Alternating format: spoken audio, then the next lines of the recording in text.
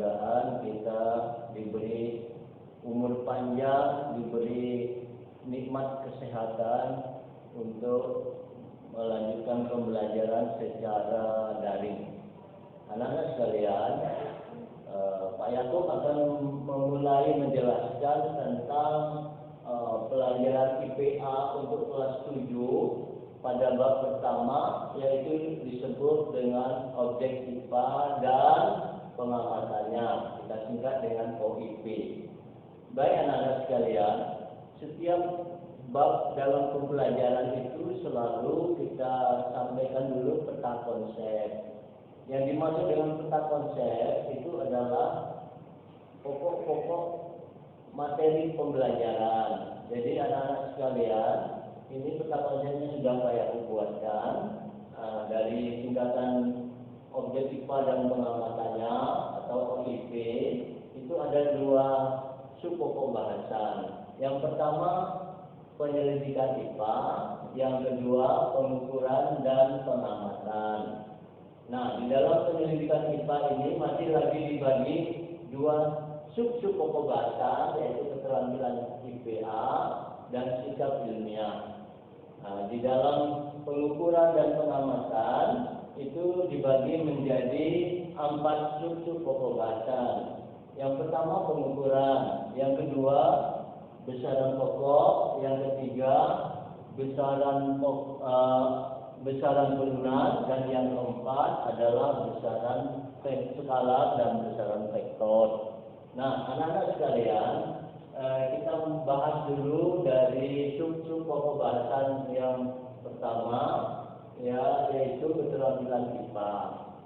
Di dalam keterampilan IPA ini kita diminta supaya selalu suka mengamati lingkungan. Kita tahu bahwa di lingkungan kita itu ada objek benda-benda alam yang sifatnya biotik, seperti tumbuhan, hewan, dan manusia. Yang kedua adalah yang bersifat abiotik, contohnya tanah, air, dan udara.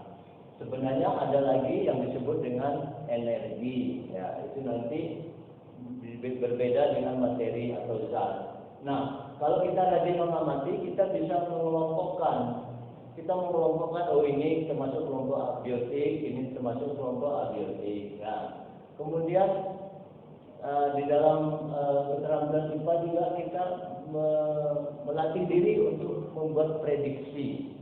Apa prediksi itu? Prediksi itu adalah memperkirakan sesuatu yang mungkin terjadi pada lingkungan kita itu, pada benda hidup maupun pada benda mati. Terutama pada benda mati. Contohnya air.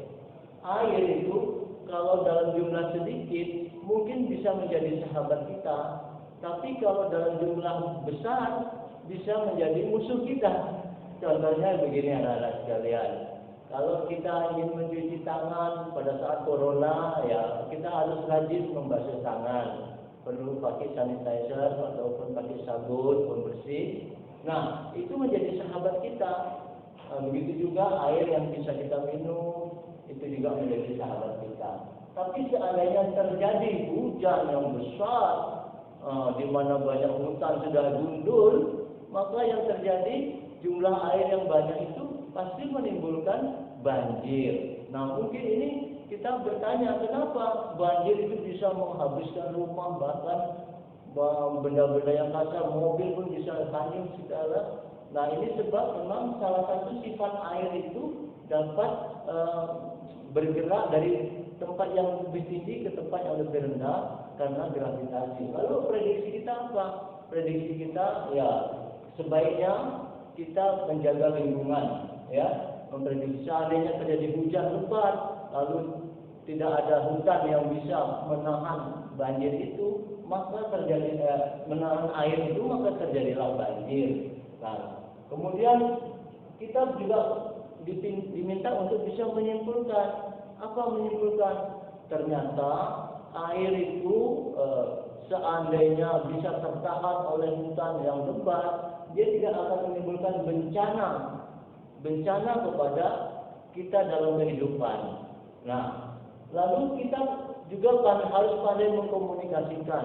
Umpamanya kita sudah paham bahwa betapa nanti kalau hutan kita gundul akan terjadi hujan lebat dan banjir besar, bandang, maka kita sampaikan kepada kemungkinan kepada orang tua kita, kemungkinan kepada ibu kita, atau kemungkinan kepada saudara kita, mari kita jaga lingkungan itu. Artinya bersih dalam arti aman, dalam arti jangan sampai terjadi bencana alam akibat banjir. Nah, anak-anak sekalian, itu adalah di dalam keterampilan IPA ada beberapa 5 bagian yang kita ingin ungkap. Nah, kemudian kalau menghadapi satu masalah, maka sebaiknya kita mempunyai sikap yang ilmiah. Ya, apa itu sikap ilmiah? Sikap ilmiah itu pertama adalah bisa membedakan antara pendapat atau opini dengan fakta atau kenyataan. Fakta atau kenyataan. Jadi kalau fakta itu sudah benar kepastiannya, tapi kalau opini ini masih pandangan-pandangan atau pendapat, mungkin di sana ada unsur perkiraan juga. Kemudian yang kedua, kita harus suka mencoba, rajin mencoba. Katanya Thomas Alva Edison itu berkali-kali mencoba untuk menemukan lampu pijar dari tenaga listrik itu, sehingga akhirnya dia berhasil. Ya, jadi dalam hal ini kebiasaan mencoba itu adalah bagian daripada sikap ilmiah. Ya, kemudian antara lain selanjutnya adalah sikap jujur. Jadi pada waktu kita mencatat data itu tidak boleh ada data yang menyimpang atau meleset atau tidak persis. Ya, jadi sampaikanlah data itu apa adanya. Nah, itu hubungannya dengan ketelitian. Jadi antara jujur dan ketelitian ini nanti terkait dia. Lalu sikap ilmiah yang lebih lagi adalah keinginan tahu.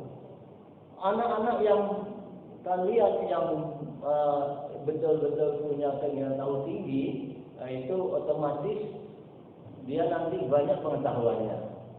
Karena ilmu pengetahuan itu dari serba tahu. Jadi orang yang serba tahu itu lebih baik daripada serba tidak tahu. Orang yang serba bisa lebih baik daripada yang serba tidak bisa. Nah, itu. Nah, jadi ingin tahu.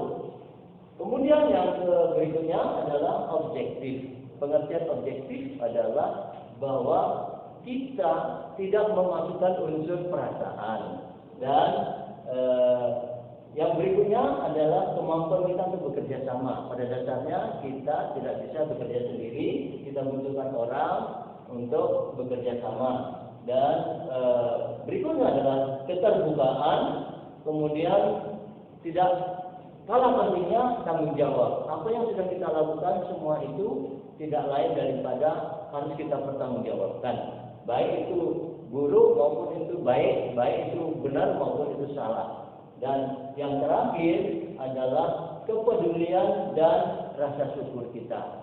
Di dalam ilmu pengetahuan alam kita tidak bisa lepas daripada pencipta alam, yaitu Allah Subhanahu wa taala. Di mana rasa syukur ini harus kita munculkan terus, bahwa termasuk dalam rasa peduli terhadap lingkungan. Contohnya ada sampah berserakan, maukah kita ada kepedulian untuk mengambil sampah, untuk membersihkan lingkungan? Insya Allah, kalau kita sudah punya rasa kepedulian dan rasa syukur, maka kita tidak akan melihat hal-hal yang terbengkalai dalam soal kebersihan. Mungkin ini dulu sementara yang bisa Bapak sampaikan, dan nanti untuk pembelajaran berikutnya kita akan masuk kepada bagian B, pengukuran dan pengamatan.